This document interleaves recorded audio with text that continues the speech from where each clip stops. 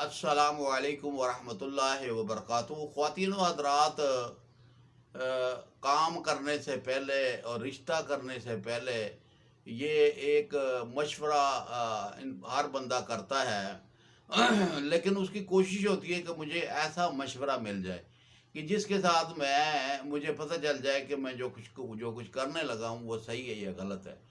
تو آپ کسی سے مشورہ کرنے سے بہتر ہے اللہ سے مشورہ کر لیں۔ اور اللہ سے مشورے کرنے کا میں آپ کو ایک آسان سا استخارہ بتا رہا ہوں، جو 1 گھنٹے کے اندر اندر آپ کو سب کچھ پتہ چل جائے گا کہ کرنا یا نہیں کرنا ہے، بہتر ہے یا نہیں بہتر ہے۔ تو آپ نے کیا کرنا ہے کہ عشاء کی نماز پڑھنی ہے، اور عشاء کی نماز پڑھنے کے بعد آپ نے 2 نفل قضائے حاجت کے پڑھنے، اور پڑھنے تو آپ نے پہلی رکعت میں علم شریف پڑھنے کے بعد سورۃ علم نشرہ پوری صورت جو ہے وہ پڑھنی ہے، اور پہلی رکعت آپ نے مکمل کر کے پھر کھڑے ہو جانا ہے۔ تو کھڑے ہونے کے بعد پھر آپ نے علم شریف پڑھنی ہے۔ جب آئے گا لفظ ایاک نعبد و ایاک نستعین، تو اپنے کام کا مقصد رکھ کے اسے پڑھنا شروع کر دیں، اور پڑھتے جائیں پڑھتے جائیں پڑھتے جائیں۔ یہ آپ کو جو ہے کہ آپ نے 100 مرتبہ پڑھ لی، 150 مرتبہ پڑھ لی، 200 مرتبہ پڑھ لی، اس وقت تک پڑھیں جب تک آپ کو اشارہ نہ ہو۔ یہی آپ کا مقام ہے، آپ کی نیت ہے، آپ کی کسوٹی ہے، یکسوئی ہے، کام کی بہتری کے بارے میں آپ دیکھ رہے ہیں۔ تو آپ کو جس وقت آپ ایاک نعبد و ایاک نستعین پڑھتے جائیں گے، تو آپ ایسے ہاتھ باندھ کر آپ کھڑے ہیں، یعنی ایسے ہاتھ آپ نے باندھے ہوئے ہیں، ٹھیک ہے جی۔ اور دیکھیں آپ کو جو ہے کہ سورۃ فاتحہ کے موکل جو ہے وہ آپ کو اشارہ دے گا۔ آپ کو کیا اشارہ دے گا؟ یا آپ ایسے دیکھیں، یہ ایسے ہے نا، تو آپ کا یہ ایسے جسم گھومے گا سیدھی کی طرف یا الٹے طرف گھومے گا۔ پاؤں کو اپنے مضبوطی سے پکڑ کے رکھنا ہے۔ اگر آپ تھوڑا سا ڈھیلا چھوڑیں گے تو آپ کو چکر آ جائے گا۔ تو یہ چکر نہیں دینا ہے آپ نے، کیونکہ نماز میں آپ کھڑے ہوئے ہیں۔ تو آپ جو ہے نا کہ اس کو دیکھیں، اگر آپ نے دیکھیں ایاک نعبد و ایاک نستعین پڑھتے جائیں، چھوڑنا نہیں ہے۔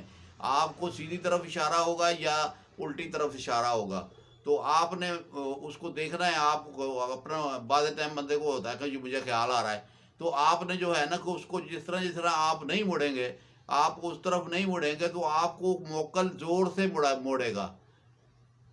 تو جب آپ کو زور سے موڑے گا تو پھر آپ کو یقین ہو جائے گا کہ میری کامیابی کی نشانی ہے۔ سیدھی طرف مڑے گا تو کامیابی کی نشانی ہے، الٹی طرف مڑے گا تو ناکامی کی نشانی ہے۔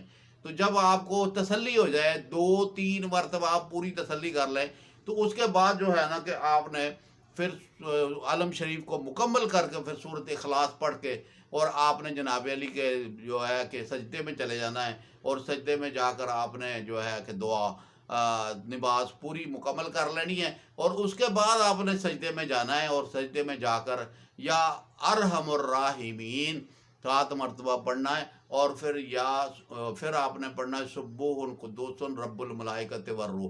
یہ ایسے ہاتھ نہیں رکھنا ہے، ایسے رکھنا ہے، کیونکہ آپ نے اللہ سے مدد مانگی تھی، اللہ نے آپ کو جو ہے بہترین رستہ بتا دیا ہے۔ تو آپ نے ایسے نہیں، ایسے ہاتھ رکھ کے سجدے میں جا کر، اور آپ نے پڑھنا ہے سبوح قدوس رب الملائکۃ والروح، اور یا ارحم الراحمین 7 مرتبہ پڑھنا ہے۔ اور پڑھنے کے بعد آپ نے اللہ سے دعا کرنی ہے کہ یا اللہ، جس میں مجھے کامیابی کا اشارہ دیا ہے، یا اللہ مجھے اس میں کامیاب عطا فرما، کامیابی عطا فرما، اور مجھے جو ہے عزت کے ساتھ اس کام کو کرنے کی توفیق عطا فرمائے۔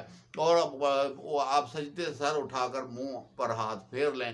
آپ نے 1 گھنٹے کے اندر اندر آپ نے استخارہ کر کر اللہ سے مشورہ کر لیا، اور حاضر سروس استخارہ ہے، جو فوری طور پر آپ کو، یہ ضروری نہیں کہ آپ نے رات کو کرنا ہے، دن کو بھی کر سکتے ہیں آپ۔